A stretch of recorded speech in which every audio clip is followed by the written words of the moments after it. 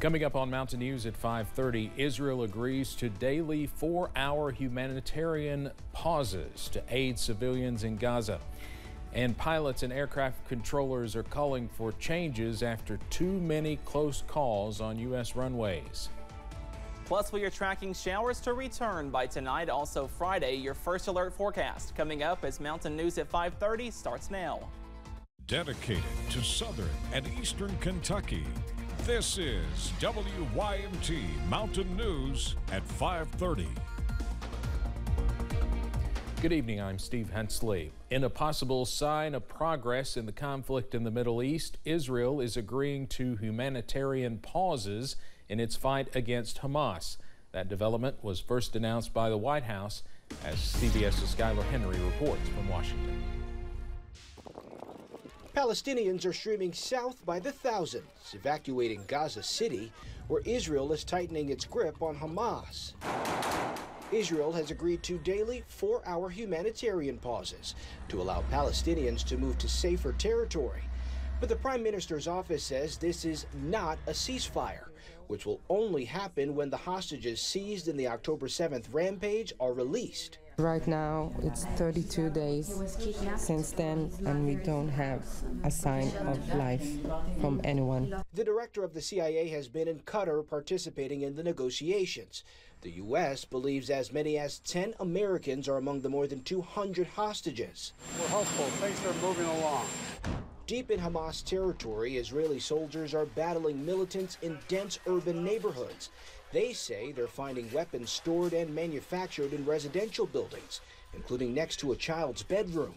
A U.S. official tells CBS News the humanitarian pauses are a baby step in the complicated process of freeing the hostages.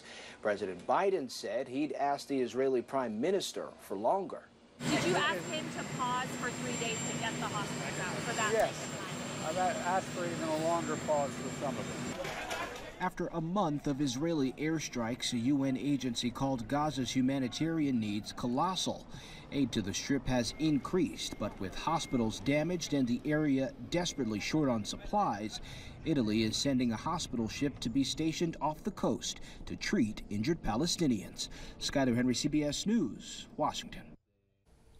Hamas says nearly 11,000 people have died in Gaza since the start of the war, but has not specified how many are militants versus civilians.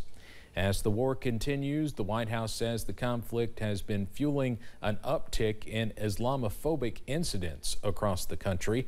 The first ever national strategy to counter Islamophobia was announced earlier this month by the Biden administration. Corey Saylor is the Research and Advocacy Director at the Council on American Islamic Relations. He says they have been seeing a flood of requests for help since the war began. These have been everything from, for instance, the murder of a 6-year-old boy in Chicago. We have multiple incidents in which vehicles have been used to attempt to ram protesters or actually hit them. We have multiple incidents in which people have been threatened with murder. In Congress, Montana Representative Ryan Zinke has even introduced a bill that would expel Palestinians from the United States.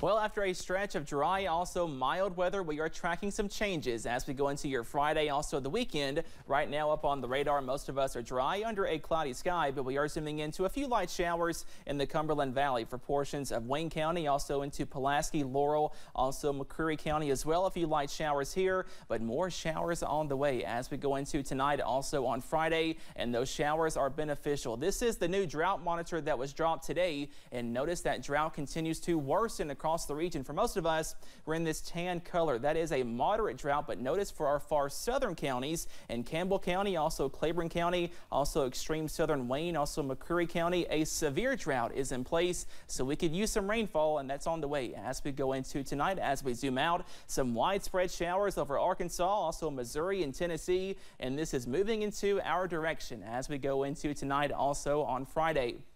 Those temperatures right now are a little bit cooler compared to Wednesday. Most of us in the middle to lower 60s at this hour, and we are tumbling into the 40s as you wake up on Friday. But the big story, that soggier weather is on the way to close out the work week. Those details coming up in just a few minutes. Steve?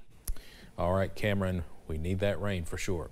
Well, we are now just 8 days away from a government shutdown. If lawmakers on Capitol Hill do not act soon, several government services will end and some federal employees will stop receiving paychecks. WYMT Washington News Bureau reporter Brendan Cullerton spoke to senators about what needs to happen.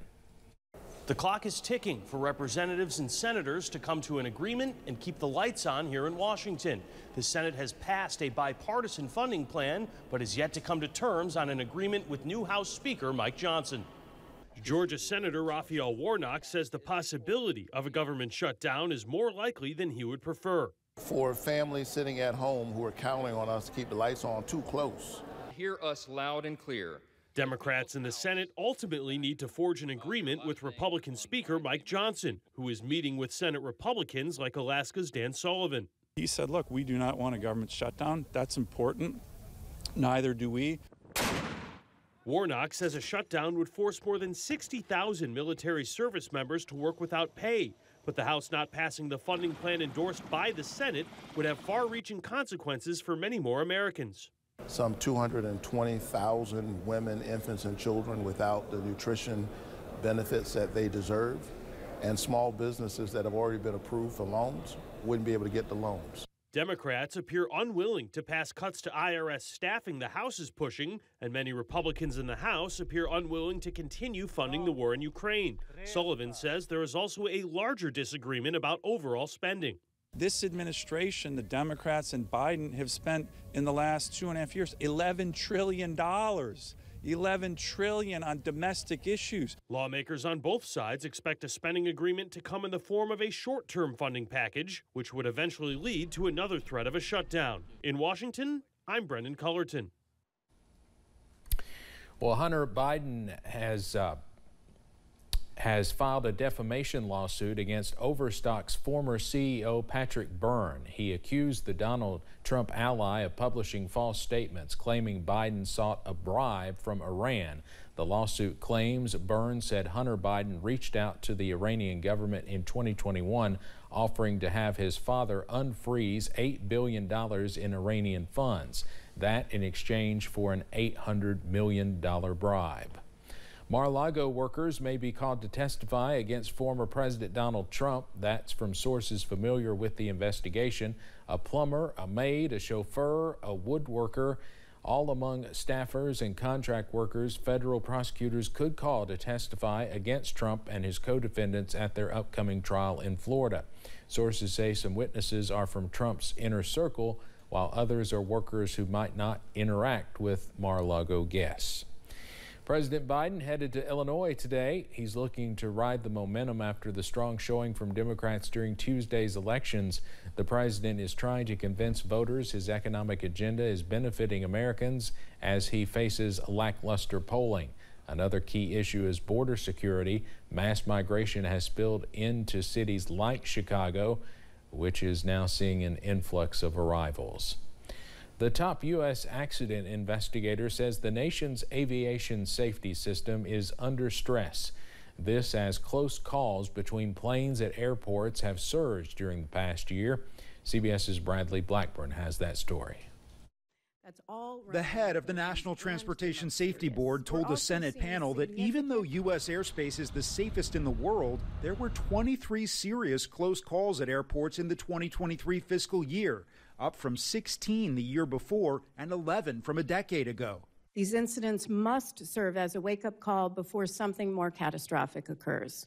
The NTSB is currently investigating 7 serious runway incursions. One was captured in this photo from a JetBlue cockpit in February. As the plane attempted to land at Boston Logan Airport, a small plane was directly in its path. That same month in Austin, Texas, a FedEx pilot had to abort a cleared landing to avoid hitting a Southwest plane. Southwest abort. FedEx is on the go. These events put more than 1,300 lives at risk. Thursday on Capitol Hill, the NTSB, the Federal Aviation Administration, and unions for pilots and air traffic controllers pressed Congress for money to upgrade technology and hire more staff. The National Air Traffic Controller Association says there are 2,300 fewer air traffic controllers working than there should be. Staffing shortages have meant mandatory 6-day work weeks, leading to exhaustion. Air traffic control is already a highly stressful profession. There's also concern about a looming government shutdown that would force the FAA to suspend hiring, close its training academy, delay the pipeline of new controllers. And that pipeline faces another challenge. The head of the FAA testified it can't increase the number of air traffic control students because there aren't enough qualified teachers. Bradley Blackburn, CBS News, New York. The FAA has conducted 90 runway safety meetings at airports nationwide and last week announced it will hold 16 additional meetings this year. Coming up on Mountain News at 5:30, more than 3/4 of Americans drove or carpooled to work in 2022, nearing pre-pandemic levels. Expert advice to help you cut costs on those commutes. Plus, we are tracking beneficial showers as we end the work week, timing out those rain chances after this break.